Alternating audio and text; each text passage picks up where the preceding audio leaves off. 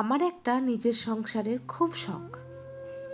সম্পূর্ণ আমার অধিকার থাকবে যে সংসারে যদি কখনো মাঝরাতে ঝুম বৃষ্টিতে ইচ্ছে করে খিচুড়ি খেতে, তবে বিনা দ্বিধায় যা করা যাবে, কিংবা কোনো সন্ধেবেলায় যদি ইচ্ছে করে ফুচকা খেতে, সেটা যেন খেতে পারি কোনো কৈফিয়ত ছাড়াই।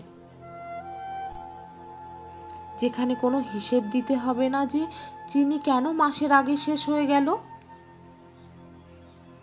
তেল কেন বেশি খরচা করি। যেখানে কোনো রেসিপি বানানোর সময় ভয়ে ভয়ে থাকতে হয় যে যদি ভালো না হয় অপচয়ের অপবাদ গায়ে মাখতে হবে। যেখানে সন্ধ্যাবেলায় চুল আঁচড়ানো নিয়ে কিংবা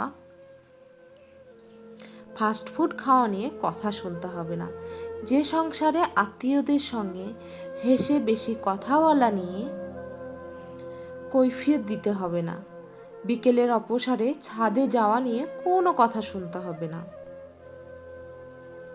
সকালের ঘুম দেরিতে ভাঙলে লাশ সাহেবীপনা আখ্যাও শুনতে হবে না।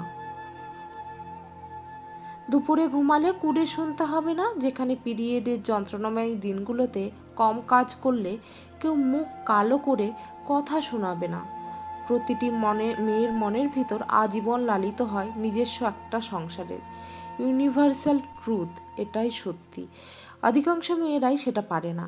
আমাদের সমাজ ব্যবস্থায় আলাদা সংসারকে বাঁকা চোখে দেখা হয়, কিন্তু যৌথ পরিবারে কতটা সংসার করা হয়, কতটা মানসিক শান্তিতে থাকে, সেটা কেউ তলিয়ে দেখে না।